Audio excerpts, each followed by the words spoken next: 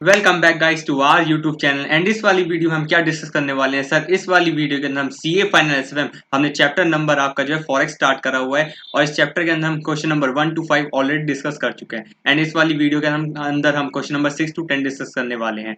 तो I hope आप सबको मेरा आइडिया पता चल गया होगा। आप सबको क्या करना है, आप सबको फटाफट आपने सारे हाफ एन आवर लगा के कौन सा नोट सबसे अपने पहले रिवाइज करने हैं एंड उसके बाद आपको क्या करना है, वीडियो की स्पीड बढ़ानी है 1.5 1.7x जितने पे आपको अच्छी लगती है उतने पे आप स्पीड बढ़ाइए एंड उसके साथ क्या करना है, मुझसे पहले क्वेश्चन पढ़ के मुझसे पहले उसका आंसर निकालना है, तब ये वीडियो का आपको पर्पस अचीव होगा, आपको बेनिफिट मिलेगा। तो ये सेम लाइन है जो मैं आपको हर एक वीडियो में बोलता हूँ ताकि आप सबको इस वीडियो को देखने का तरीका पता चल जाए।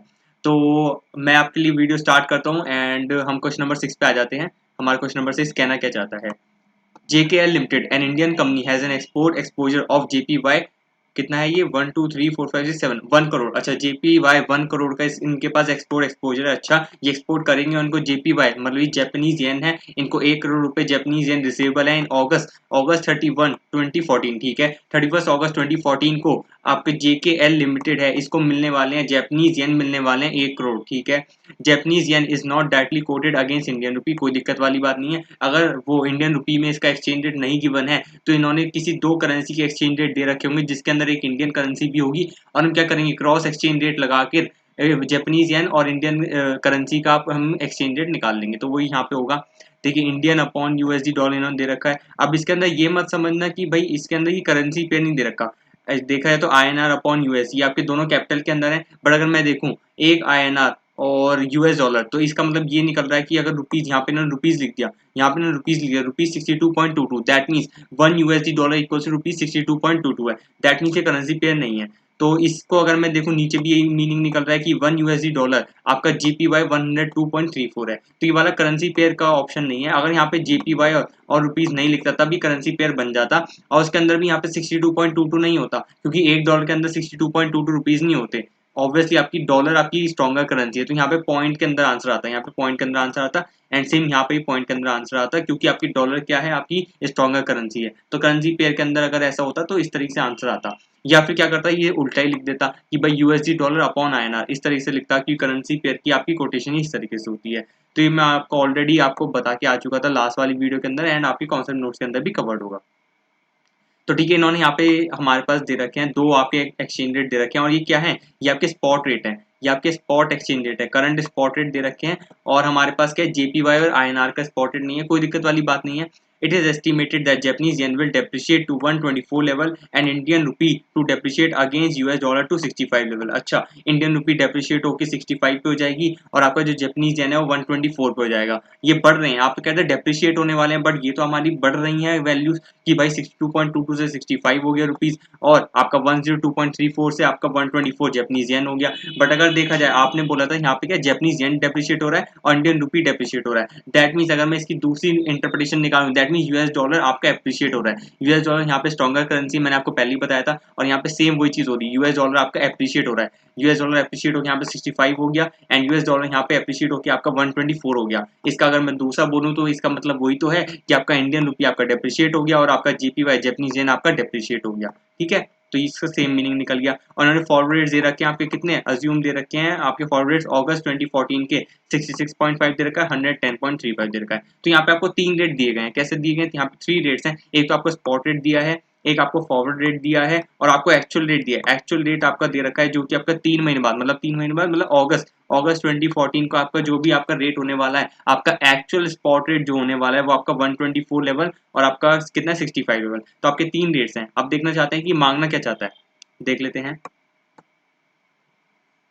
ये आपका 124 और 65 ये एक्चुअल स्पॉट रेट तो नहीं है, मतलब एक्चुअल स्पॉट रेट नहीं है कि आपका 31 अगस्त पे क्या होने वाला है क्योंकि हम तो आज खड़े हैं। बट कहने का क्या मतलब है, आपका एक्सपेक्टेड स्पॉट रेट है कि आपका एक्सपेक्टेड स्पॉट रेट ये हो सकता है अगर हम आज खड़े हैं एज ऑन टुडे, तो आपका एज ऑन टुडे आपके फॉरवर्ड दे रखे हैं हमें, आपका एज ऑन टुडे हमारे पास स्पॉट रेट दे रखे हैं। बट एज ऑन टुडे जो आपका स्पॉट रेट एक्सपेक्टेड हो सकता है 31 अगस्त को, ये हमारे वो वाले रेट्स हैं 124 और 65। ठीक है। एक्चुअल स्पॉट रेट उस दिन का क्या होगा वो तो जब हम उस दिन जाएंगे तभी हमें पता चलेगा, बट एज ऑन डेट हम इंटरप्रेट तो कर सकते हैं ना कि भाई क्या इंडियन करेंसी आपका डेप्रिशिएट होगा या आपका एप्रिशिएट होगा, या आपका जैपनीज येन एप्रिशिएट होगा या डेप्रिशिएट होगा। तो इन्होंने वही एस्टिमेट करा है जिसकी वजह से हम 31 अगस्त 2014 को हम क्या निकाल सकते हैं, एक्सपेक्टेड स्पॉट रेट निकाल सकते हैं। एक्चुअल स्पॉट रेट ऑब्वियसली फिर अलग ही आने वाला है, वो तो अलग ही आएगा क्योंकि किसी एक्सपेक्टेशन और एक्चुअल में जो रिजल्ट होता है वो कभी भी आपस में मीट तो हो नहीं सकती है। ठीक है, हम पहला पार्ट देखते हैं क्या कहना चाहता है। Calculate the expected loss if hedging is not done. अच्छा, हेजिंग नहीं होगी तो आप बताओ एक्सपेक्टेड लॉस कितना होगा। How the position will change if the firm takes the forward cover. अच्छा, अगर फॉरवर्ड कवर लेगा तो आप बताओ क्या आपका एक्सपेक्टेड लॉस आएगा या फिर आपका गेन आएगा, या पोजीशन कैसे आपकी चेंज होने वाली है। तो इन्होंने सबसे पहले बोला है आपकी हेजिंग ये नहीं कर रहे हैं। तो उससे पहले ये हेजिंग नहीं कर रहे हैं इसका मतलब मैं आपको बता दूं, एक तो आपका स्पॉट रेट ट्रांजेक्शन होगी और दूसरी जो आपका होगा जिससे हम कंपेयर करेंगे वो आपको यहाँ पे आएगा, आपका एक्सपेक्टेड स्पॉट रेट। आपका एक्सपेक्टेड स्पॉट रेट ये आएगा क्योंकि इन्होंने बोला कि अगर फॉरवर्ड कवर नहीं लेंगे या फिर लेंगे तो वो आपका सेकंड पोजीशन है। जब फॉरवर्ड कवर लेंगे फिर हम देख लेंगे कितना प्रॉफिट लॉस आ रहा है। पहली सिचुएशन हम देखते हैं कि जब फॉरवर्ड कवर नहीं लिया था तो क्या प्रॉफिट लॉस आ रहा है, फिर दोनों कंपेयर करेंगे, फिर देखेंगे जब फॉरवर्ड कवर ले रहे हैं क्या हमारे पास जो आपका एक्सपेक्टेड लॉस है क्या वो लॉस कम हो रहा है या फिर वो प्रॉफिट में कन्वर्ट हो रहा है, वो मैं आपको फिर क्वेश्चन के साथ साथ दिखाऊंगा। ठीक है, तो सबसे पहले हम ये देखते हैं कि हमें क्या करना है। सबसे पहले आप ये देखो कि भाई इसमें रेट निकालने कैसे हैं। इनके पास क्या है, इनके पास है एक्सपोजर है जेपीवाई। जेपीवाई आपका 1 करोड़ रिसीवेबल है अगस्त 31 2014 को, तो 1 करोड़ मुझे मिलने वाले हैं। इसे मुझे इंडियन रेट में कन्वर्ट करना है। अब वैसे यहाँ पे आस रेट और बिड रेट यहाँ पे दो रेट तो दे नहीं रखे, यहाँ पे सिंपली एक रेट दे रखा है तो आपका सिंपली लग जाएगा लॉजिक। बट मैं आपको तब भी बताना चाहता हूँ कि यहाँ पे वैसे लगना कौन सा चाहिए था, आस रेट या फिर बिड रेट, क्योंकि देखो आपको जैपनीज येन आपको 31 अगस्त 2014 पे मिलने वाले हैं। दैट मीन्स आपको 1 करोड़ मिलने वाले हैं जैपनीज येन। तो आप इस जैपनीज येन का क्या करोगे, आप इसमें जाओगे बैंक को दोगे जैपनीज येन, फिर बैंक क्या करेगा इसे परचेज करेगा और आपको क्या दे देगा, इंडियन करेंसी दे देगा। तो जैपनीज येन ये क्या करेगा, परचेज करेगा। तो जैपनीज येन जब ये परचेज करेगा, बैंक परचेज करेगा, तो जब बैंक परचेज करेगा तो उसके एंगल से कौन सा रेट लगेगा, ये आपका बिड रेट लगेगा। तो आपका बिड रेट लगेगा कौन सा, बैंक का बिड रेट लगने वाला है। अगर उस पर एक्सचेंज मार्जिन होगा तो आपका वो लेस हो जाएगा। तो ये तो हो गया कि इसमें कौन सा रेट लगने वाला था, बिड रेट या फिर आस्क रेट। सिंस इस वाले क्वेश्चन के अंदर हमें सिंपली एक ही रेट दे रखा है, तो यहाँ पे फिर एक ही अजम्पशन है कि भाई आपका बिड रेट और आस्क रेट ऑब्वियसली सेम ही रहने वाला है। तो इसके अंदर हम सबसे पहले देख लेते हैं। सबसे पहले क्रॉस रेट के अकॉर्डिंग मैं निकालने वाला हूँ कि मेरा एक जैपनीज येन कितने INR है। दैट मीन मुझे क्या निकालना है, मुझे निकालना है जेपीवाई अपॉन में मुझे INR निकालना है। ठीक है, मुझे ये निकालना है। अगर मैं देखूं यहाँ पे देखो सिंपली ये इससे निकलने भी जाने वाला है। एक यूएसडी डॉलर मुझे दे रखा है 62.22 रुपीज दे रखा है, और एक यूएसडी डॉलर मुझे दे रखा है जेपीवाई 102.34 दे रखा है। तो जब एक यूएसडी डॉलर 62.22 रुपीज है और एक यूएसडी डॉलर आपका जेपीवाई 102.34 है, दैट मीन्स कहने का क्या मतलब है, 62.22 इक्वल टू 102.34 ही हो गया ना।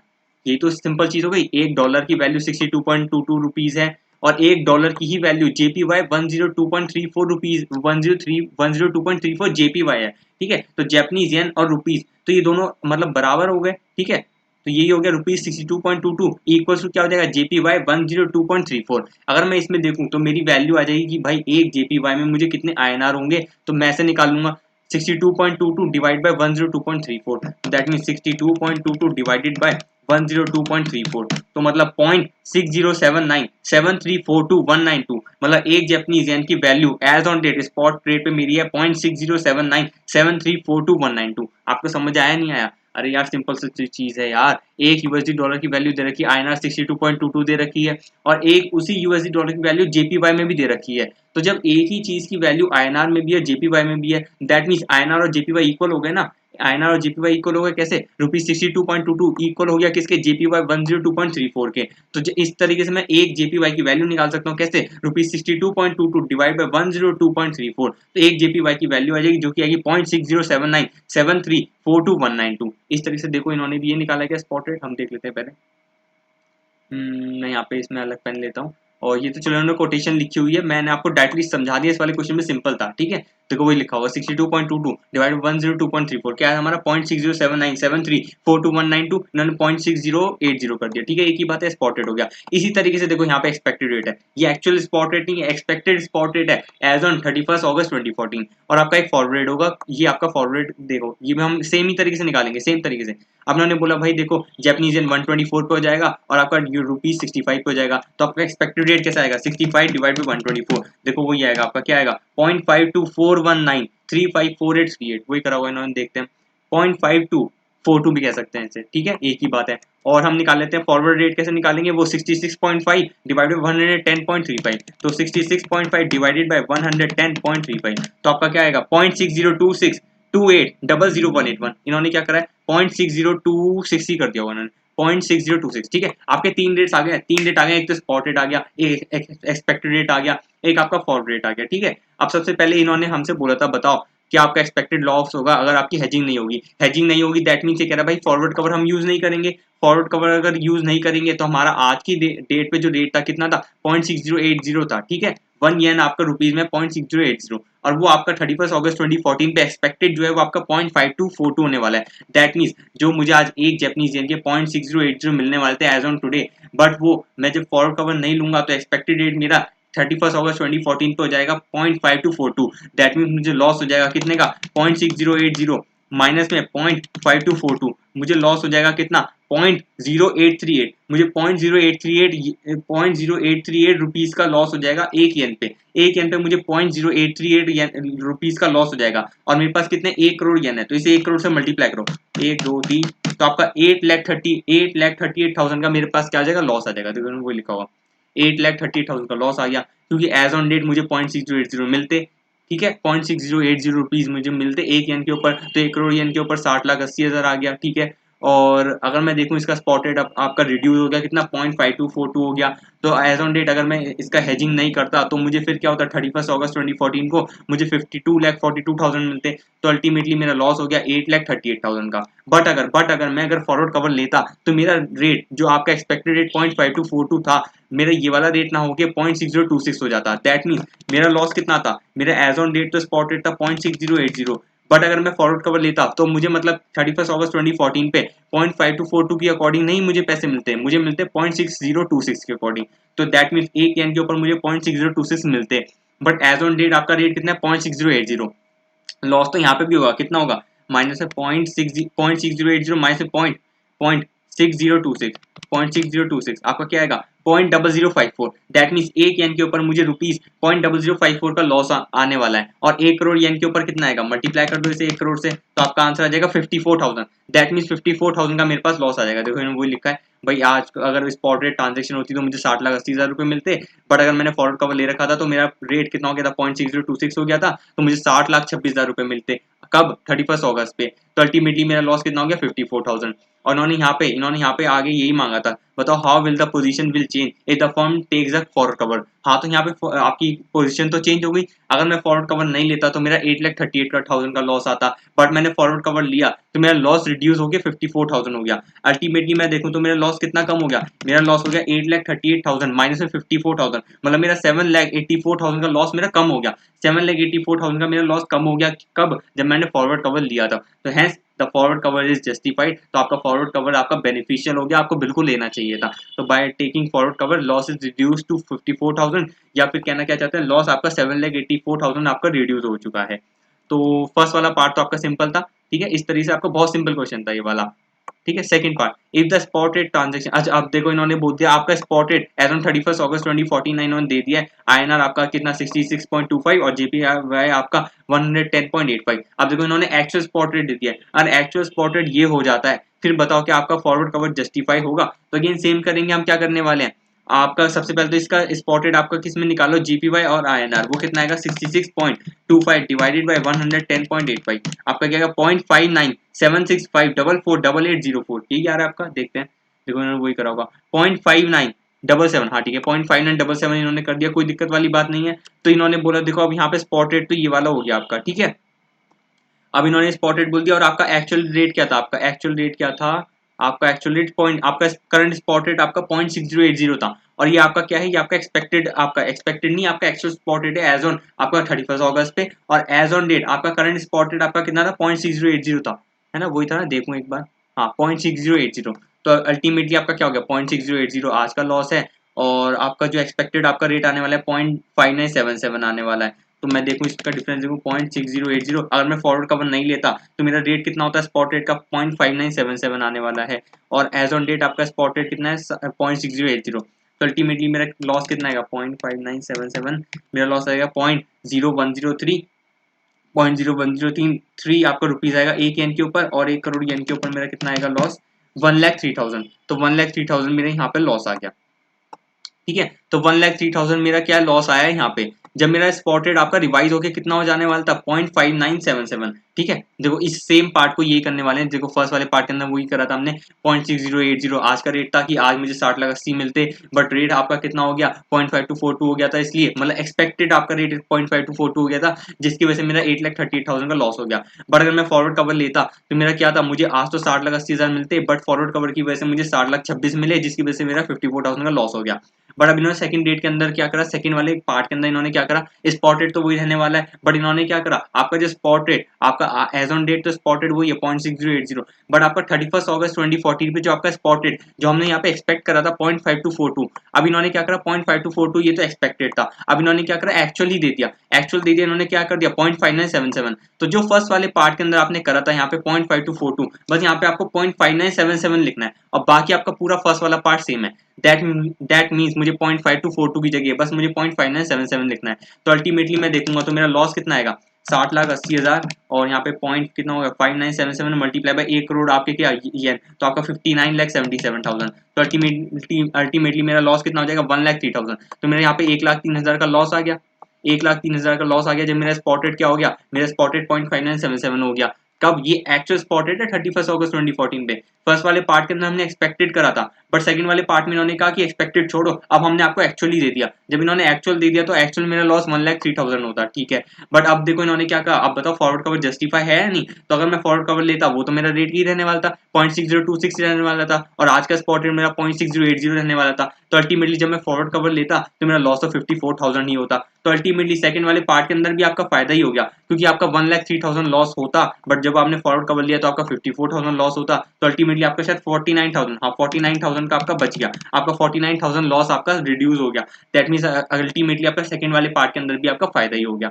तो अल्टीमेटली वही चीज है, इन्होंने क्या लिखा सेकंड वाले पार्ट के अंदर, बस उन्होंने यहाँ लिख दिया decision to take forward cover is justified. अब लोग सोच रहे होंगे कि सर इन्होंने यहाँ पे फॉरवर्ड कवर कह रहे हैं कि जस्टिफाइड है, बट फॉरवर्ड कवर के साथ इन्होंने कंपैरिजन तो करवाया नहीं। इन्होंने इस वजह से नहीं करवाया क्योंकि यहाँ पे इन्होंने फर्स्ट वाले पार्ट के अंदर ऑलरेडी निकाल रखा है कि जब फॉरवर्ड कवर लूंगा तो 54,000 का मेरा क्या आएगा लॉस आएगा। तो इन्होंने डायरेक्टली 1,03,000 को 54,000 से कंपेयर कर लिया। बट मैंने आपको सिंपली बता दिया कि आपको क्या करना है, फर्स्ट वाले पार्ट वाली जैसी प्रेजेंटेशन रखना, बस यहाँ पे 0.5242 की जगह क्या आने वाला है 0.5977 आने वाला है, और आपका अल्टीमेटली फिर सेम आंसर आ जाएगा। बस यहाँ पे फिगर 8,38,000 की जगह 1,03,000 हो जाएगा, और ये 54,000 तो सेम ही रहेगा, और यहाँ पे 54,000 का लॉस यहाँ पे रिड्यूस हो गया, मतलब 54,000 तक हो गया है दैट मीन्स, और रिड्यूस कितना हुआ है 49,000 का लॉस आपका रिड्यूस हुआ है।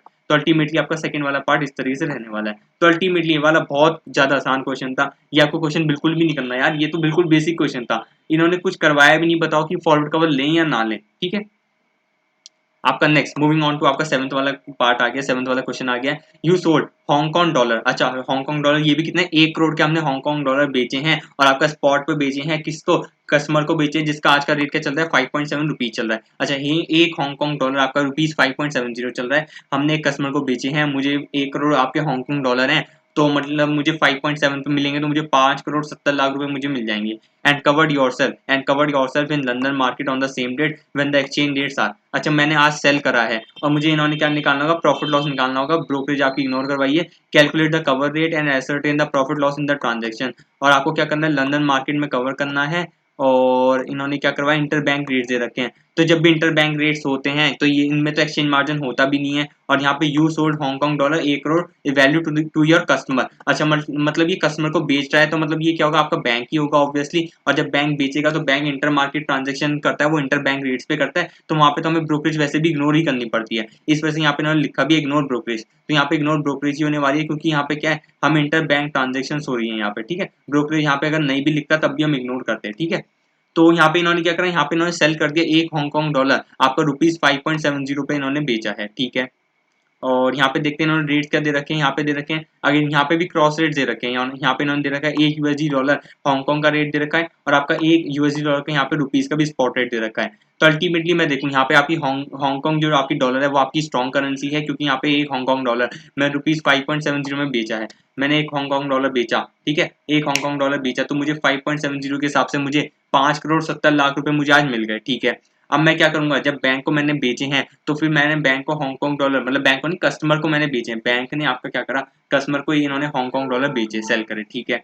फिर अल्टीमेटली क्या होगा, फिर बाद में ऑन द सेम डे इन्होंने परचेज करा है, ठीक है। तो फिर ऑन द सेम डे इन्हें क्या करना पड़ेगा, जब इन्होंने हांगकांग डॉलर बेचे हैं तो इन्हें हांगकांग डॉलर परचेज भी करने पड़ेंगे, तो इन्हें हांगकांग डॉलर परचेज करने पड़ेंगे क्योंकि इन्हें आगे हांगकांग डॉलर सेल करने हैं। तो हांगकांग डॉलर इन्होंने सेल करे हैं कितने, 1 करोड़, ठीक है। अब बैंक के पास खुद तो होंगे नहीं, खुद तो इनके पास नहीं होने वाले, इनके पास खुद इनके पास 1 करोड़ हांगकांग डॉलर नहीं होने वाले हैं। तो ये क्या करेगा, परचेज करेगा इंटरबैंक से। इंटरबैंक से जब ये परचेज करेगा, इंटरबैंक से जब ये परचेज करेगा, दैट मीन्स क्या होगा, आपका जो दूसरा वाला बैंक है वो आपका सेल करेगा। तो यहाँ पे कौन सा रेट लगने वाला है, आपका यहाँ पे आस रेट लगने वाला है। आस रेट लगेगा कौन सा, 7.5920 है और आपका कितना है, 42.85 है। ये सब तो इन्होंने दे रखे हैं, बट मुझे एक बात बताओ, यहाँ पे इन्होंने दे रखा है 1 USD डॉलर हांगकांग में दे रखा है और 1 USD डॉलर रुपीज में भी दे रखा है। अच्छा ठीक है, कोई दिक्कत वाली बात नहीं है। दैट मीन्स ये दोनों बराबर आ जाएंगे। और अगर मैं देखूँ, मुझे निकालनी है वैल्यू, क्या निकालनी है, INR पर हांगकांग डॉलर, मुझे निकालना है INR पर हांगकांग डॉलर निकालना है, INR पर हांगकांग डॉलर निकालना है मुझे।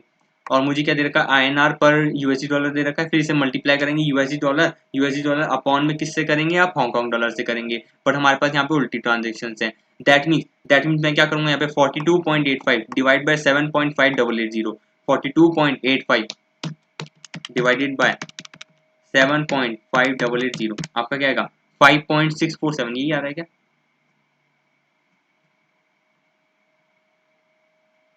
5.64707432788 5.6471 सर, देखो यही आ गया सर, आपने फटाफट कर दिया, हमें समझ कुछ नहीं आया क्योंकि हमने 5.6471 क्यों निकाला, इन फटाफट आपने बता दिया। बट सर मैं आपको बताऊं सिंपली, देखो 1 करोड़ हांगकांग डॉलर आज क्या करेगा बैंक, आज बैंक नंबर 1 है वो आपके कस्टमर को बेचेगा 5.7 रुपीज में, ठीक है।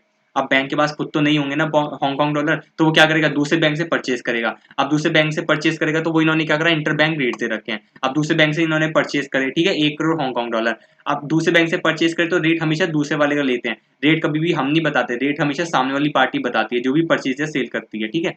तो सामने वाली पार्टी क्या कर रही है, मुझे अगर आज बैंक 1 को अगर हांगकांग डॉलर चाहिए तो बैंक 2 क्या करेगा, हांगकांग डॉलर सेल करेगा, हांगकांग डॉलर सेल करेगा बैंक 2 किसको, बैंक 1 को। तो बैंक 2 का कौन सा रेट होगा, बैंक 2 का आस रेट होगा। तो आस रेट होगा, मैंने आपको बताया 7.5920 42.85 ये आपके आस रेट दे रखे हैं, ठीक है। बट अगर देखो यहाँ पे दे रखा है इन्होंने, पर मुझे क्या चाहिए, मुझे चाहिए वैल्यू चाहिए आपकी INR पर हांगकांग डॉलर के अंदर चाहिए। और हमारे पास दे रखी है INR पर USD डॉलर दे रखी है, और हमारे पास दे रखी है हांगकांग डॉलर पर USD डॉलर दे रखी है। तो जब भी इसको कन्वर्ट करेंगे, इसको कन्वर्ट करेंगे आस रेट में, तो इसका क्या हुआ, INR अपॉन हांगकांग डॉलर के लिए मुझे क्या करना पड़ेगा, सबसे पहले इसकी कोटेशन लिखो INR अपॉन में, INR अपॉन में क्या लिखेंगे, हमारे पास दे रखा है USD डॉलर दे रखा है, ठीक है, कोई दिक्कत नहीं है।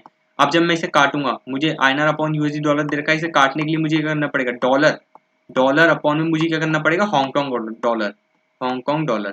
तो फिर क्या होगा, मेरा डॉलर डॉलर कट जाएगा और INR अपॉन में हांगकांग डॉलर मेरे पास वैल्यू आ जाएगी।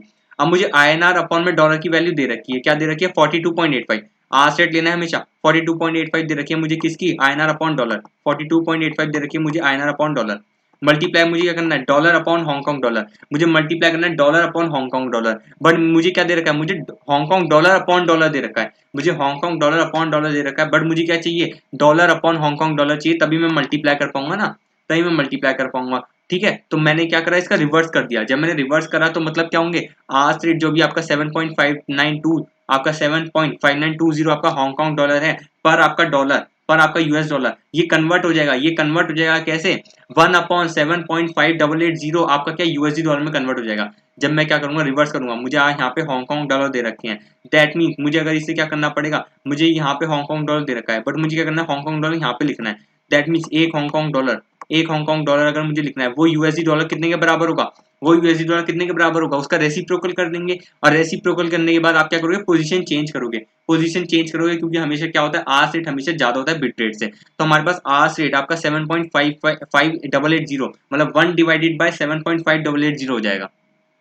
समझ आया नहीं आया सर, तो बहुत सिंपल था। मैंने आपको पहले ही बोला, अपने कॉन्सेप्ट नोट्स अपने रिवाइज करिए। कॉन्सेप्ट नोट्स के अंदर आपके ऑलरेडी गिवन है, जब भी क्रॉस रेट निकालते हैं और आपको क्या करना होता है, जब भी आपको एक करेंसी में दे रखा होता है, रेट दे रखा होता है, आपको आस्क रेट बिट रेट, और आपको दूसरी करेंसी में कन्वर्ट करना होता है, तो आप क्या करते हो, आप उसका रेसिप्रोकल करते हो। और जब भी आपको दो रेट दे रखे थे, आस्क और बिट रेट, तो आप क्या करते हो, उसकी पोजीशन भी स्विच ओवर कर देते हो। आप क्यों करते हो, क्योंकि हमेशा आस्क रेट आपका ज्यादा होता है बिट रेट से। तो हमने पोजीशन भी स्विच करी, हमने रेसिप्रोकल भी करा। क्यों, क्योंकि मुझे हांगकांग अपॉन यूएसडी डॉलर नहीं चाहिए, मुझे डॉलर अपॉन हांगकांग डॉलर चाहिए। और यहाँ पे मुझे डॉलर अपॉन हांगकांग डॉलर चाहिए, बट मुझे Hong Kong dollar upon USD dollar दे रखा है, ठीक है, पर मुझे डॉलर अपॉन हांगकांग डॉलर चाहिए, मुझे डॉलर अपॉन हांगकांग डॉलर चाहिए, ठीक है, समझो। तो इस वजह से मैंने क्या करा, रेसिप्रोकल करा और उसके बाद पोजीशन स्विच ओवर करी। तो जब मैंने रेसिप्रोकल करा, दैट मींस 1 डिवाइड बाय 7.5880, और यहाँ पे 1 डिवाइड बाय 7.5920, और रेसिप्रोकल मतलब आपने रेसिप्रोकल कर दिया, फिर उसके बाद पोजीशन चेंज करो, मतलब 1 डिवाइड बाय 7.5880 यहाँ पे आ जाएगा, 1 डिवाइड बाय 7.5920 आपका बिट रेट हो जाएगा।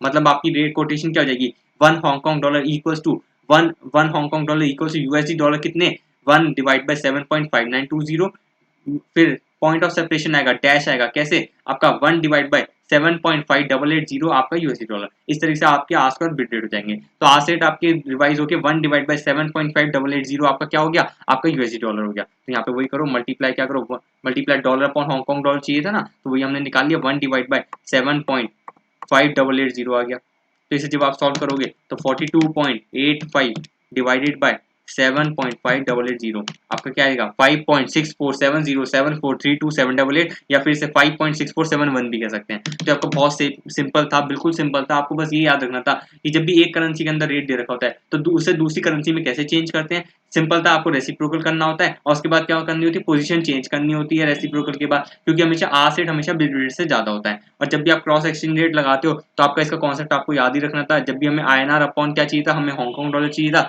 बट हमें आईएनआर अपॉन यूएसडी डॉलर दे रखा है, फिर से मल्टीप्लाई करेंगे USD dollar upon Hong Kong dollar, ताकि आपकी यूएसडी डॉलर कट जाए और आपका आईएनआर अपॉन हांगकांग डॉलर आ जाए। तो इस तरीके से मैंने रेट निकाल लिया। आपका ये क्या हो गया, ये आपका बाइंग रेट हो गया किसका, हमारा बैंक का, और हमने सेल कितने में करा था, 5.70। तो अल्टीमेटली यहाँ पे मेरा प्रॉफिट आ रहा होगा, मैंने 5.70 में क्या करा था, सेल करा था, माइनस में बाय कितने में कर रहे हैं, 5.6471। तो अल्टीमेटली मेरा 0.0529 का मेरा प्रॉफिट आ रहा है, कितना, 0.0529 रुपीज का मेरा प्रॉफिट आ रहा है एक हांगकांग डॉलर पे। और मैंने कितने हांगकांग डॉलर की ट्रांजेक्शन करी है, मैंने 1 करोड़ की करी है, मल्टीप्लाई बाय 1 करोड़ से करो, 1 2 3, ये आपका 5,29,000 का मेरा प्रॉफिट आ जाएगा। Profit to bank 5,29,000। अल्टीमेटली मैंने बहुत ज़्यादा टाइम लगा लिया इस वाले क्वेश्चन पे, 7th वाले में इतना टाइम लगाना नहीं था, बस मैंने आपको एक ही कॉन्सेप्ट समझाया कि भाई कैसे कन्वर्ट करते हैं दूसरी करेंसी में, फिर उसका रेसिप्रोकल करते हैं, क्या आपको रेट लेना था। तो आपको वाला क्वेश्चन बिल्कुल नहीं देखना है। 8 वाला क्वेश्चन इंपॉर्टेंट है, इसे इंपॉर्टेंट मार्क करिए। 8 वाला क्वेश्चन वीआईपी है, इसे इंपॉर्टेंट मार्क करिए, ठीक है। वैसे है ये भी बहुत सिंपल, बट मैंने आपको इस वजह से मार्क करवाया, कभी कभार ये क्वेश्चन समझ नहीं आता है कि भाई कहना क्या चाहता है, तो इस वजह से मैंने आपको इंपॉर्टेंट इस वजह से मार्क कराया। You, a foreign exchange dealer of your bank, are informed that your bank has sold a TT। अच्छा, TT मतलब क्या है, टेलीग्राफिक ट्रांसफर है, on Copenhagen for Danish kroner 10 lakh at the rate of Danish kroner 1 equals rupees 6.5150। अच्छा, Copenhagen शायद कहीं की आपकी कैपिटल है, शायद डेनमार्क की, कहाँ की है, मतलब जहाँ की भी ये आपकी कैपिटल है, ठीक है। और वहाँ पे इनका जो करेंसी है वो आपकी डेनिश क्रोनर, मतलब डीके के शॉर्ट में से ये बोलते हैं डेनिश क्रोनर, मतलब आपका डीके आपके कितने हैं, आपके 10 लाख हैं, और रेट आपका क्या चल रहा है, 6.5150। मतलब मैं क्या हूँ, फॉरेन एक्सचेंज डीलर हूँ अपने बैंक का, ठीक है, मेरा बैंक है, मैं आपका फॉरेन एक्सचेंज डीलर हूँ, मैं अनमोल गोयल, मैं फॉरेन एक्सचेंज, मुझे अभी मैं रिसेंटली सीए बनाऊँ, मुझे फॉरेन एक्सचेंज डीलर आपने बैंक ने अपॉइंट करा है, ठीक है। सपोज आईसीआईसी बैंक ने मुझे फॉरेन एक्सचेंज डीलर अपॉइंट कर लिया, ठीक है। अब मैंने क्या करा अपनी बैंक की तरफ से, मतलब बैंक ने अब मुझे बताया कि भाई हमारे आईसीआईसी बैंक ने एक टीटी हमें बेचा हुआ है, मतलब एक टीटी बेचा हुआ है 10 लाख डीके में बेचा हुआ है, और उसका एक ट्रांजेक्शन का रेट चल रहा है, आपका एक डीके का चल रहा है ₹6.5150, ठीक है। You are required to cover the transaction इधर इन लंदन मार्केट और न्यूयॉर्क मार्केट, और आपके रेट्स दे रखे हैं इन्होंने, भाई लंदन मार्केट का दे रखा है, न्यूयॉर्क मार्केट का इन्होंने रेट्स वगैरह दे रखे हैं। In which market you will cover the transaction, London या फिर न्यूयॉर्क में, and what will be the exchange profit और loss on the transaction, ignore brokerages. तो ठीक है, ब्रोकरेज तो हम वैसे भी इग्नोर करेंगे, क्योंकि जब भी एक बैंक दूसरे बैंक के साथ ट्रांजेक्शन करता है तो ब्रोकरेज हमेशा इग्नोर ही होने वाली है, तो ब्रोकरेज तो इग्नोर होने वाली है, ये बेकार में लिख रहा है, हमें सब पता है, ठीक है। अब ये बताना चाह रहा है कि भाई आप बताओ लंदन मार्केट में करोगे या फिर न्यूयॉर्क मार्केट में करोगे, और जब करोगे तो आप बताओ प्रॉफिट या लॉस क्या होगा। तो सबसे पहले तो हम ये पढ़ते हैं भाई ये ट्रांजेक्शन हुई क्या है, उसके अकॉर्डिंग फिर यहाँ पे इन्होंने दे रखा है, देखो बिड रेट दे रखे हैं, आस्क रेट दे रखे हैं, फिर वही आपको कंफ्यूजन होगी कि हम बिड रेट लें या फिर आस्क रेट लें। सबसे पहले समझते हैं कि भाई करना क्या चाह रहा है, और हमेशा रेट दूसरे वाले बैंक के पर्सपेक्टिव से लिया जाएगा। यहाँ पे मैं बैंक वन हूँ, आईसीआईसी बैंक, और मैं क्या कर रहा हूँ एचडीएफसी बैंक से सपोज रेट पकड़ के चलते हैं हम, ठीक है। तो यहाँ पे क्या होगा, रेट हमारे दे रखे हैं एचडीएफसी बैंक के सपोज एग्जाम्पल, और मैं आईसीआईसी बैंक हूँ, तो रेट हमेशा एचडीएफसी बैंक के पर्सपेक्टिव से देखा जाएगा कि ट्रांजेक्शन एचडीएफसी बैंक क्या करने वाला है, कि वो सेल करने वाला है या बाय करने वाला है। बट जो ट्रांजेक्शन सेल या बाय की होगी वो मैं देखूंगा पर्सपेक्टिव से आईसीआईसी बैंक के अकॉर्डिंग, ठीक है। तो आईसीआईसी बैंक ने क्या करा, उसने टीटी बेचे हैं, ठीक है, उसने टीटी बेचे हैं, तो उसके पास क्या हो गया, उसके पास डी के आ गए, 10 लाख डी के आ गए एज ऑन डेट, ठीक है। उसके पास 10 लाख डीके के आ गए, ठीक है, मतलब उसने सेल करे हैं, ठीक है, उसने टेलीग्राफिक ट्रांसफर सेल करा है, तो उसके पास क्या हो गया, डीके के 10 लाख आ गए, ठीक है, 10 लाख उस पर डीके के आ गए। और जब वो 10 लाख उस पर डीके के आ गए, और आज का रेट क्या चल रहा है 6.5150, तो जब इसे कन्वर्ट करेंगे मल्टीप्लाई बाय 6.5150, अल्टीमेटली उसके पास 65,15,000 रुपीज आ गए, अल्टीमेटली उसके पास 65,15,000 रुपीज आ गए। अब सपोज जो टीटी मतलब इन्होंने टेलीग्राफिक ट्रांसफर इन्होंने सेल करा है, तो ये क्या होगा अल्टीमेटली, जस्ट सपोज 90 डेज का इनका टीटी होगा, ये सपोज 90 डेज का होगा, या फिर सपोज 6 मंथ्स का होगा, या सपोज 1 ईयर का होगा, वो इस वाले क्वेश्चन के अंदर नहीं गिवन है। पर जब भी ये सपोज आपका एक्सपायर होगा, सपोज 90 डेज का हमारा था, 90 डेज हमारे ओवर हो गए, तो डी के जो आज 10 लाख रुपए मुझे मिले थे, और इनका जो भी टेलीग्राफिक ट्रांसफर था, तो सपोज जो बाहर का आपका कस्टमर है या इन्वेस्टर है, वो क्या करेगा 90 डेज बाद आएगा और मुझे टेलीग्राफिक ट्रांसफर भेज देगा दोबारा, मतलब रिडीम हो जाएगा, और मुझे क्या करने पड़ेंगे, मुझे 10 लाख डी के उसे दोबारा देने पड़ेंगे इन्वेस्टर को। ये तो कॉन्सेप्ट होता है ना कि भाई मैंने आज क्या करा, टीटी बेचा और मुझे 10 लाख डीके मिल गए, क्योंकि अब मुझे आज बैंक की जरूरत थी, ये तो काइंड ऑफ इन्वेस्टमेंट ही है। तो फॉरेन एक्सचेंज जो आपका इन्वेस्टर है, फॉरेन इन्वेस्टर है, उसने आज टीटी मतलब इंडियन आईसीआईसी बैंक की टीटी में इन्वेस्ट करा, 10 लाख डीके के उसने आज दिए, फिर सपोज 90 डेज बाद उसकी इन्वेस्टमेंट मेच्योर हो गई, तो उसे क्या होगा, दोबारा उसने टीटी बेच दिया बैंक को, आईसीआईसी बैंक को, और आईसीआईसी बैंक क्या करेगा 10 लाख डीके के उसे वापस करेगा, ठीक है। तो एज ऑन डेट मतलब 90 डेज बाद मुझे क्या करना पड़ेगा, 10 लाख डी के मुझे क्या करने पड़ेंगे, वापस देने पड़ेंगे, किसको, फॉरेन इन्वेस्टर को, मतलब आईसीआईसी बैंक 90 डेज बाद 10 लाख डी के बेचने वाला है। तो जब वो बेचने वाला है, मतलब बेचने में क्या वाला है, मतलब देने वाला है किसको, फॉरेन इन्वेस्टर को, मतलब उसे क्या करने पड़ेंगे, 10 लाख डी के चाहिए 90 डेज बाद। तो जब उसे 10 लाख डी के चाहिए 90 डेज बाद, वो क्या करेगा, परचेज करेगा एचडीएफसी बैंक से, एचडीएफसी बैंक से परचेज करेगा। अब एचडीएफसी बैंक से परचेज करेगा मतलब एचडीएफसी बैंक क्या करेगा, एचडीएफसी बैंक सेल करेगा, एचडीएफसी बैंक सेल करेगा मतलब उसका कौन सा रेट लगने वाला है, उसका आस रेट लगने वाला है। तो ये तो सिंपल सी थ्योरी थी, मैंने आपको बताया कि कौन सा रेट लगने वाला है, यहाँ पे आस रेट लगने वाला है कौन सा, एचडीएफसी बैंक का। और क्यों लगने वाला है, क्योंकि मैंने आपको बताया उसे 90 डेज बाद डी के चाहिए होंगे 10 लाख, क्योंकि फॉरेन इन्वेस्टर क्या करेगा, टीटी जब रिडीम हो जाएगा तो उसे 10 लाख डी के चाहिए होंगे, तो हम क्या करेंगे, आईसीआईसी बैंक एचडीएफसी बैंक से परचेज करेगा, और एचडीएफसी बैंक क्या करेगा, सेल करेगा। अब ब्रोकरेज वगैरह तो यहाँ पे कुछ है नहीं, तो एचडीएफसी बैंक सेल करेगा। अब देख लेते हैं कौन से मार्केट में करना है, तो कौन से मार्केट में करना है, वो तो सिंपल सी ट्रांजेक्शन है, जिसका रेट ज्यादा होगा, या फिर मैं क्या हूँ जिसका रेट कम होगा, क्योंकि आईसीआईसी बैंक के पर्सपेक्टिव से देखो ना, जिसका रेट कम होगा अल्टीमेटली उसमें उसको प्रॉफिट ज्यादा होगा, क्योंकि परचेज करेगा वो एचडीएफसी बैंक से, आईसीआईसी बैंक एचडीएफसी बैंक से परचेज करेगा, तो जिसका रेट कम होगा, जौन से मार्केट का रेट कम होगा, हम उस मार्केट से पकड़ेंगे, ठीक है।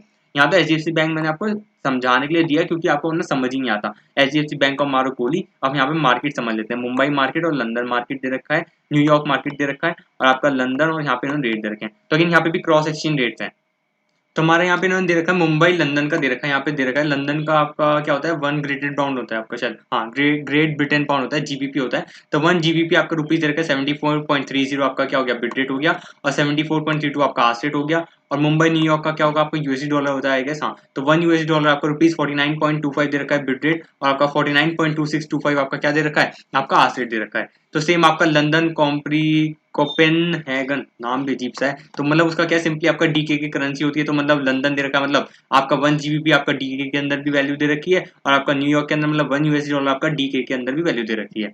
तो सिंपली आपका क्रॉस एक्सचेंज रेट है, और क्रॉस एक्सचेंज रेट के अंदर मैं आपको बताया कौन सा रेट लगने वाला है, आपका आस रेट लगने वाला है। तो आस रेट लगने वाला है, और मुझे कौन सा रेट चाहिए, मुझे चाहिए आपका रुपीज अपॉन डीके के चाहिए, क्योंकि यहाँ पे दे रखा है ना, देखो 1 DK इक्वल्स रुपीज दे रखा है, मतलब 6.5150, तो आपका क्या हो गया, हमने क्या करा था, सेल करा था, अब मैं बाय करने वाला हूँ क्या, 1 DK के बाय करने वाला हूँ, क्योंकि मुझे क्या करना पड़ेगा, फॉरेन इन्वेस्टर को देने हैं डीके के, ठीक है।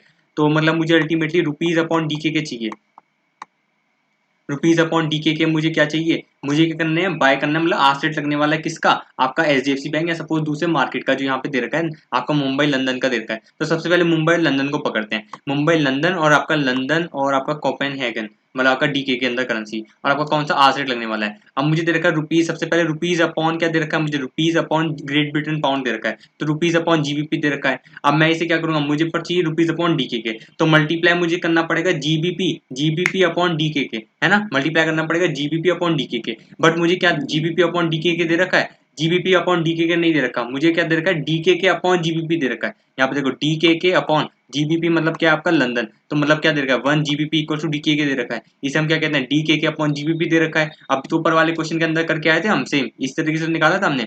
तो अल्टीमेटली मैं क्या करूंगा, रिवर्स कर दूंगा, यहाँ पे वही सेम चीज करूंगा, क्योंकि मुझे क्या करना है, मुझे रुपीज अपॉन डीके के निकालना है। तो अल्टीमेटली से मैं अगर खोल के लिखूं तो मुझे क्या निकालना है, रुपीज अपॉन डीके के निकालना है।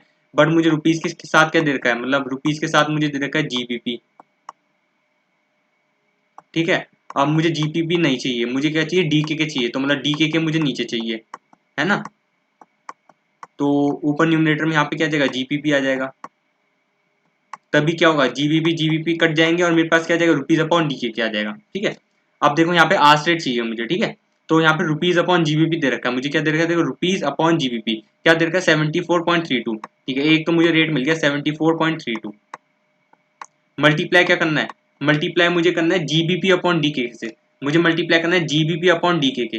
बट मुझे क्या दे रखा है, मुझे डीके के अपॉन जीबीपी दे रखा है, मुझे डीके के देखो लिखा है ना, डीके के दे रखा है यहाँ पे अपॉन जीबीपी, मतलब यहाँ पे 1 जीबीपी की वैल्यू क्या है, डीके के 11.42 और डीके के 11.4350। बट मुझे क्या चाहिए, एक जीबीपी, एक मतलब एक डीके के अंदर कितने जीबीपी, एक डीके के अंदर कितने जीबीपी चाहिए मुझे, ये तो होता है जीबीपी अपॉन डीके के मतलब। दैट मीन्स अगेन यहाँ पे सेम वही कॉन्सेप्ट लगने वाला है जैसे मैंने आपको ऊपर बताया था। क्या करना है, सबसे पहले आपको क्या करना है, रेसिप्रोकल करना है, उसके बाद पोजीशन चेंज करनी है। तो रेसिप्रोकल करने के बाद और क्या करेंगे, जब पोजीशन चेंज करेंगे तो आपका आर सेट अब क्या हो जाएगा, आपका एक डीके के equal to Great Britain pound आपका कितना हो जाएगा, एक डीके के इक्वल टू मतलब जीबीपी आपका हो जाएगा 1 डिवाइड बाई 11.4350, और फिर आपका पॉइंट ऑफ सेपरेशन आएगा इस टू आपका क्या 1 अपॉन 11.42 आपका ग्रेट ब्रिटेन पाउंड। तो आपका अल्टीमेटली ये आपका क्या हो जाएगा, आपका आर सेट दोबारा रिवाइज होकर ही हो जाएंगे।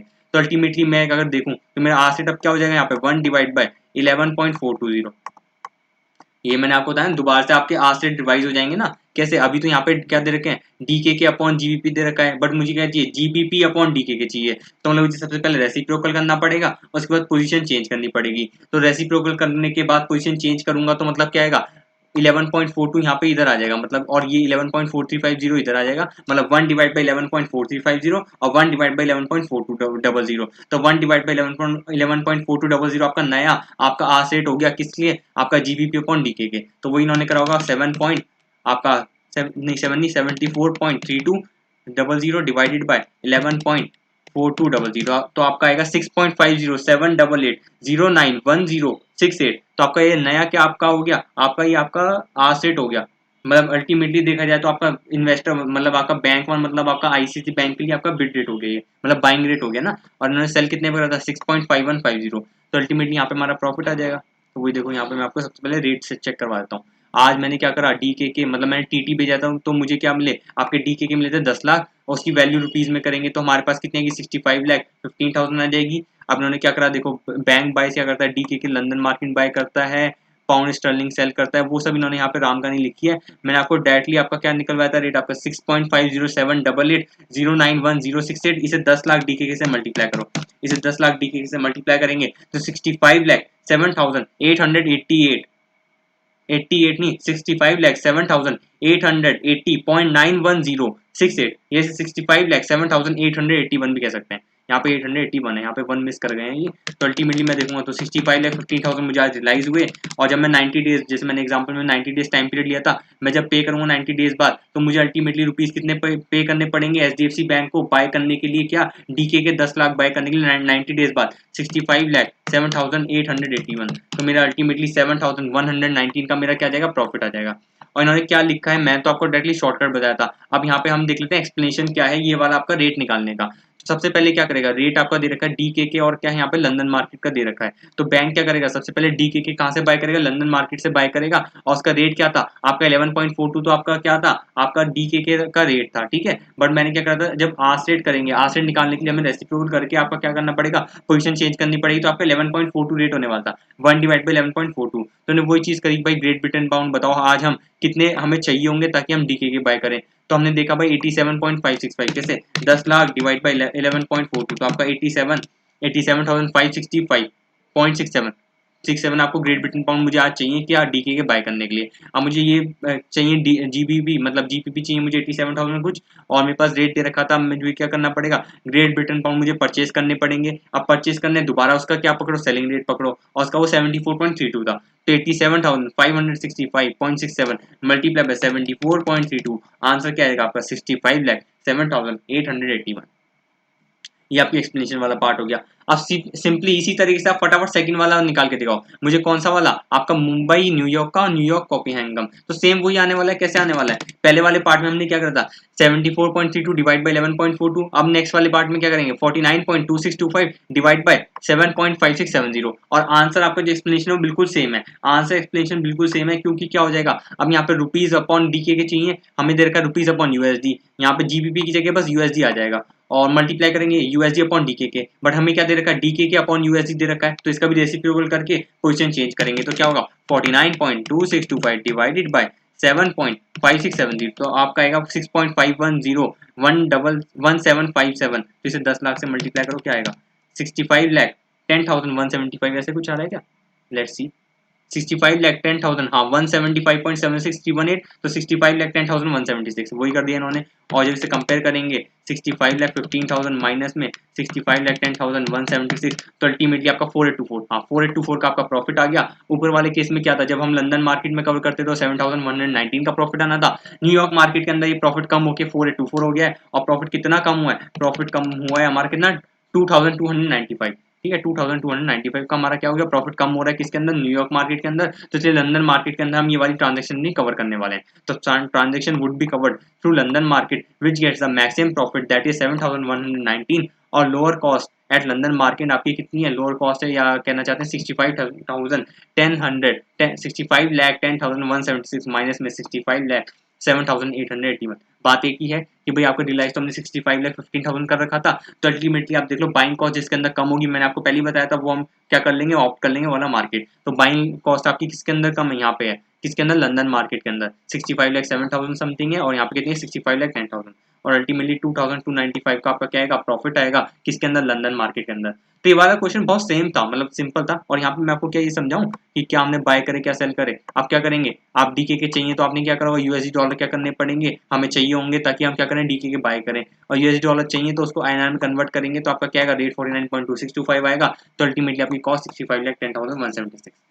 तो इस वाले क्वेश्चन के अंदर आपको बाद में आंसर तो बिल्कुल मैच कराना मेरा पर्पस ही नहीं था, आपको इस वाले क्वेश्चन के अंदर मुझे आपको केस स्टडी या फिर कह सकते हैं थ्योरी समझानी थी कि भाई ICICI बैंक और HDFC बैंक का एग्जांपल लेके, ताकि आपको क्वेश्चन समझ आ जाए कि भाई इस वाले क्वेश्चन के अंदर ट्रांजैक्शन क्या हो रही है, क्योंकि अल्टीमेटली ये समझ नहीं आता कि भाई ट्रांजैक्शन क्या हो रही है, तो फिर हम रेट कौन सा लें, फिर अल्टीमेटली स्टूडेंट लास्ट में क्या करता है, याद करता है, रट्टा मारता है कि भाई कौन सा रेट लेना है, तो वो आपको नहीं करना है। सबसे पहले आपको वो थ्योरी समझनी है कि भाई इसमें क्या हो क्या रहा है ट्रांजेक्शन, फिर हम कौन सा रेट ले रहे हैं। तो अल्टीमेटली इस वाले क्वेश्चन नंबर 8 के अंदर आपको सबसे पहले वही समझना है कि मैंने आपको क्या बताया, कौन सी ट्रांजेक्शन हो रही है, उसके बाद रेट तो सर आप फटाफट लगा ही दोगे, ठीक है। ये वाला हो गया आपका पार्ट, ये सब बहुत सिंपल था,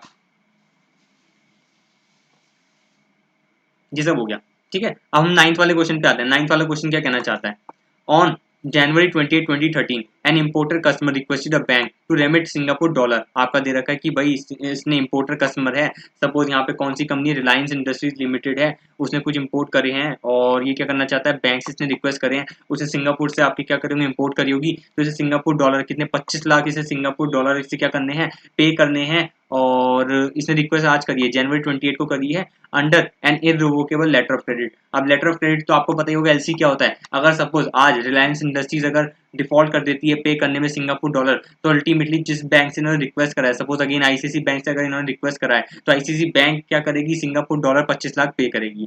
तो ये आपका LC वाला कॉन्सेप्ट होता है, ये सब आपको पता है। However, due to unavoidable आपके फैक्टर्स एंड द बैंक को defect the remittances only in February 4। ओहो, February 4 को क्या हुआ? बैंक कह रहा है कि भाई हमारे पास अनअवॉइडेबल सर्कमस्टांसेस थे, भाई हमारे पास सपोज कुछ ज्यादा ही हमारे पास काम था, या हमारे पास कोई XYZ कोई भी प्रॉब्लम थी, बैंक में स्ट्राइक हो रखी थी, कुछ भी है, हम आपकी February 4 2013 को हम क्या करेंगे, आपकी रेमिटेंसेस हम कर पाएंगे। अच्छा, और इन्होंने इंटरबैंक रेट दे रखे हैं, तो सबसे पहले क्या कहेगा, ये कहेगा भाई आज मैंने रिक्वेस्ट करा January 28 को, और January 4 पे क्या करेगा बैंक आपका, क्या करेगा, आपकी ट्रांजेक्शन एग्जीक्यूट करेगा। तो अल्टीमेटली रेट में फिर डिफरेंस आना ही है। आज January 28 पे सपोज आपका कोई भी रेट चल रहा हो और आपका February 4 पे कोई और रेट चल रहा होगा, तो अल्टीमेटली क्या होगा, मुझे इंपोर्टर रिलायंस इंडस्ट्रीज को फिर क्या हो जाएगा, आपका अल्टीमेटली लॉस हो जाएगा। अल्टीमेटली अब एक और एंगल से हम सोचते हैं, मुझे क्या चाहिए, मुझे सिंगापुर डॉलर चाहिए, तो मैं सिंगापुर डॉलर क्या करने वाला हूँ, अगेन यहाँ पे इन्होंने क्या दे रखा है, बिड रेट आस्क रेट दे रखा है क्या, नहीं यहाँ पे इन्होंने तो एक ही रेट दे रखा है, शायद नहीं दे रखा है, हाँ बिड रेट आस्क रेट दे रखा है इन्होंने, देखो दो लिखा है ना, और ऑब्लिक करके लिखा हुआ है ना, तो बिड रेट आस्क रेट दे रखा है। तो सबसे पहले तो हम वही आइडेंटिफाई करेंगे कि यहाँ पे कौन सा रेट लगने वाला है, बिड रेट या फिर आस्क रेट।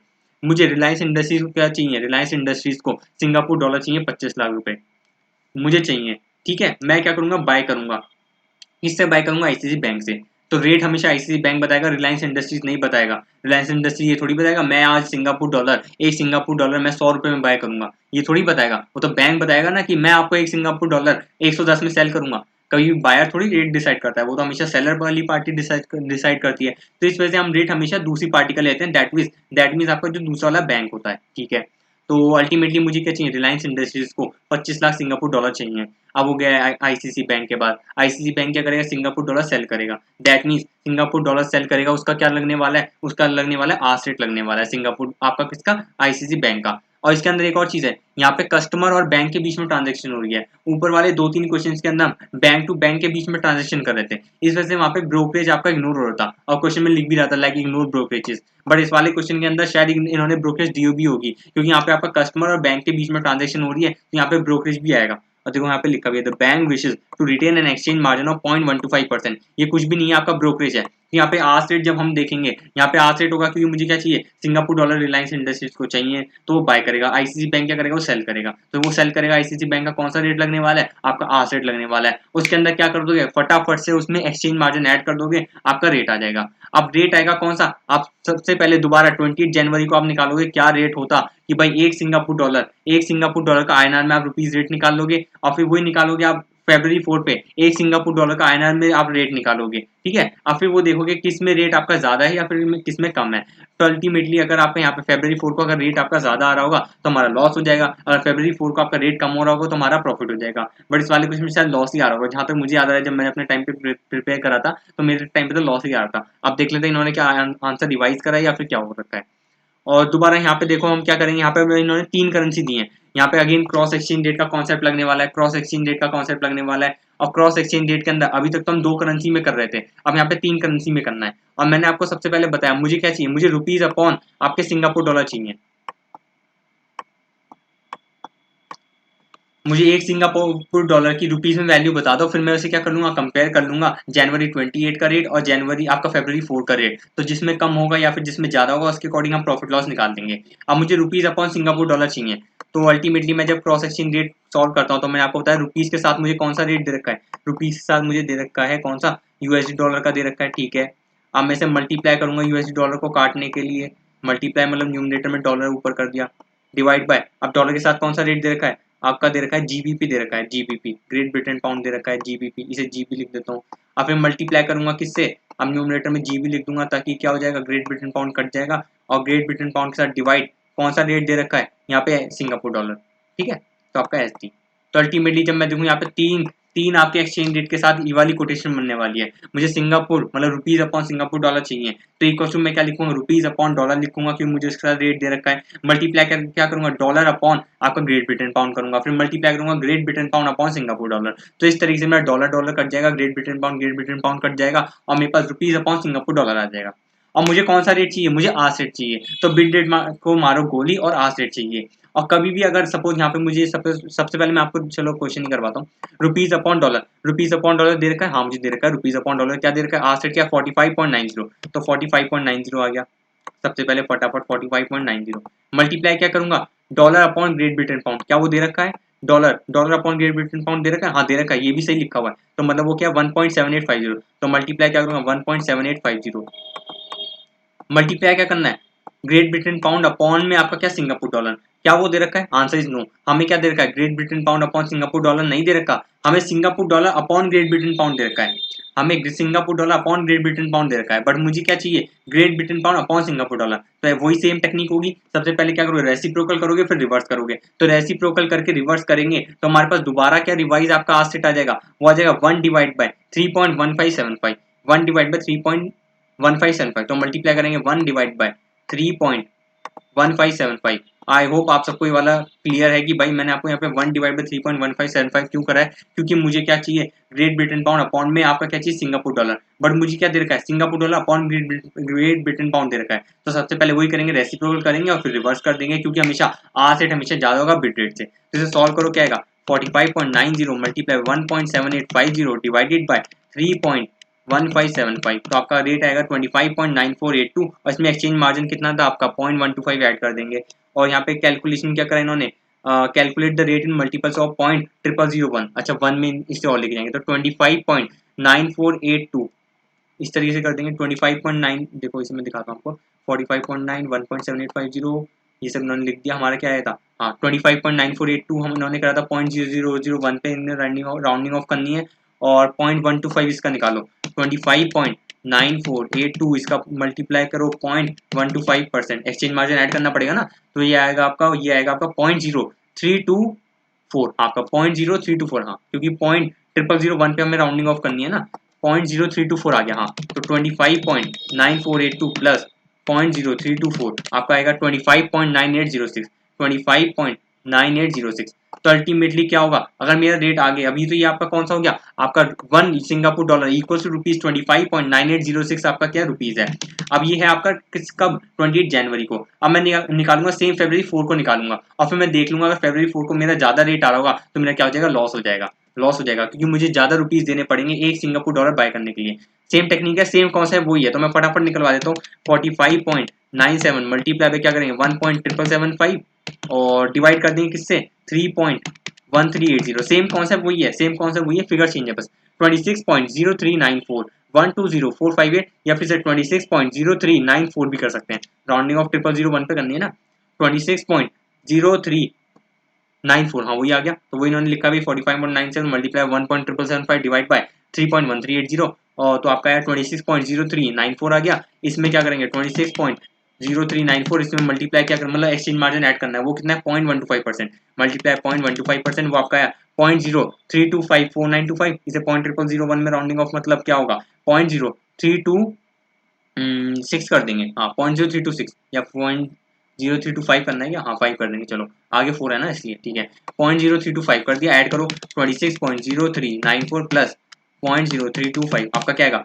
26.0719, ओहो सही तो ज्यादा रेट आ गया, मतलब लॉस हो गया, लॉस हो गया किसको रिलायंस इंडस्ट्रीज को लॉस हो गया, कैसे अगर मैं 28 जनवरी को बाय मतलब आपके ट्रांजेक्शन होती तो मुझे एक सिंगापुर डॉलर के लिए मुझे 25.9806 देने पड़ते, बट बैंक की गलती की वजह से मुझे फरवरी 4 को ट्रांजेक्शन करनी पड़ी है, जिसकी वजह से एक सिंगापुर डॉलर की वजह से मुझे 26.0719 डॉलर देने पड़ रहे हैं, डॉलर नहीं रुपीज देने पड़ रहे हैं, रुपीज देने पड़ रहे हैं, जिसकी वजह से मेरा क्या हो गया लॉस हो गया, कितने का हो गया 26.0719 मल्टीप्लाई माइनस में 25.9806, तो मेरा 0.0913 का मेरा लॉस हो गया, मतलब एक सिंगापुर डॉलर पे मुझे 0.0913 रुपीज का मेरा लॉस हो रहा है, तो अल्टीमेटली जब 25 लाख मेरे सिंगापुर डॉलर पे कितना लॉस आएगा मल्टीप्लाई करो 25 लाख से, तो मेरा लॉस आएगा 2,28,250, 2,28,250। अगर मेरी जनवरी 28 पे ट्रांजेक्शन होती तो मुझे एक सिंगापुर डॉलर के रुपीज देने पड़ते 25.9806, बट बैंक की गलती की वजह से मुझे फरवरी 4 पे ट्रांजेक्शन करनी पड़ रही है और एक सिंगापुर डॉलर का रेट अब 26.0719 रुपीज हो गया है, तो मेरा रुपीज का लॉस आ रहा है और मेरा लॉस अल्टीमेटली 2,20,250 का लॉस आ रहा है बैंक की गलती की वजह से। तो ये वाला क्वेश्चन ये वाला सिंपल हो गया आपका। Now moving on to question number 10, following are the details of cash inflows outflow दे रखी है in foreign currency denomination of MNB company and Indian export firm दे रखी है which have no foreign subsidy, कोई दिक्कत नहीं है। करेंसी दे रखी है यूएस डॉलर, आपका फ्रेंच फ्रैंक दे रखी है, यूके आपका पाउंड दे रखी है, और आपका जैपनीज येन दे रखी है। Determine the net exposure of foreign currency in terms of rupees. Net exposure क्या होता है? नेट एक्सपोजर तो आपका सिंपल होता है। आपका नेट एक्सपोजर कैसे निकालते हैं हम देखते हैं, इनफ्लो माइनस आउटफ्लो वो होता है आपका।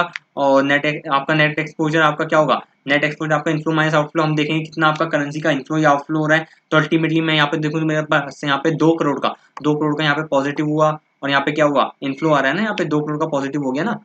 4 करोड़ का इनफ्लो, 2 करोड़ का आपका आउटफ्लो, तो 4 करोड़ माइनस 2 करोड़, तो आपका 2 करोड़ का इनफ्लो हो गया, तो पॉजिटिव 2 करोड़ आ गया। यहाँ पे पॉजिटिव 1.2 करोड़ आ जाएगा, और यहाँ पे क्या आएगा? पॉजिटिव 1 करोड़ आ जाएगा, और यहाँ पे नेगेटिव 1 करोड़ आ जाएगा। तो सिंपल था। और यहाँ पे क्या करना है? आर एनी एक्सपोजर आपका सेट ऑफ हो रहा है, और एक्सपोजर यहाँ पे क्या करना पड़ेगा? यहाँ पे spot rate minus forward rate, spot rate minus forward rate का आप क्या देखोगे? यहाँ पे एक्सपोजर इसका भी देखोगे। तो अल्टीमेटली अगर मैं क्या देखूँ, मुझे क्या करना पड़ेगा? इनफ्लो तो मेरे पास यहाँ पे 2 करोड़ का हो गया यूएसडी डॉलर का, बट मेरा क्या हुआ? मेरा spot rate minus forward rate, यहाँ पे देखो इसके अंदर भी कोई लॉस या प्रॉफिट है क्या एक्सपोजर निकालने के लिए? तो मेरा रेट में क्या हो गया? मेरा रेट भी बढ़ गया, मेरा रेट हो गया 48.82 और माइनस में 48.10। तो मेरा यहाँ पे क्या हो गया? रेट में भी फायदा हो गया मेरा, 48.82 माइनस में 48.01, तो आपका 0.81 का मेरा यहाँ पे ये फायदा हो गया। तो मेरा 2 करोड़ मल्टीप्लाई बाय 0.81, तो मेरा 1.62 करोड़ का मेरा फायदा हो गया रुपीज में। अब ये रुपीज में निकल गया है, ठीक है। इस तरीके से आपका क्या हो जाएगा? आपका नेट एक्सपोजर आ जाएगा। सर करवाना क्या चाहते हो? फटाफट कैलकुलेशन कर दी, हमें कुछ समझ ही नहीं आया, सिंपल कॉन्सेप्ट था, मैं आपको आंसर से समझाता हूँ, आपको फटाफट समझ आ जाएगा। देखो ये तो हमें दे रखी नहीं, यहाँ पे इन्होंने यहाँ मिलियंस में लिख दिया, करोड़ में लिख दो एक ही बात है। 4 करोड़ को यहाँ पे 40 मिलियन लिख दो एक ही बात है, यहाँ पे मिलियंस में इन्होंने लिख दिया, और यहाँ पे इनफ्लो लिख दिया, आउटफ्लो लिख दिया। तो यहाँ पे हमने लिखा नेट इनफ्लो निकाल लिया, कैसे? इनफ्लो माइनस आउटफ्लो करके, वही मैंने आपको बताया था। 2 करोड़, 1.2 करोड़, 10, 1 करोड़, और आपका माइनस 1 करोड़, ये भी आ गया। अब यहाँ पे क्या स्प्रेड है? स्प्रेड क्या कहते हैं इसे? आपका फॉरवर्ड रेट माइनस में स्पॉट रेट, तो वो यहाँ पे निकाला हमने कैसे? फॉरवर्ड माइनस में स्पॉट रेट, तो हमने 48.82 माइनस में 48.01 करा।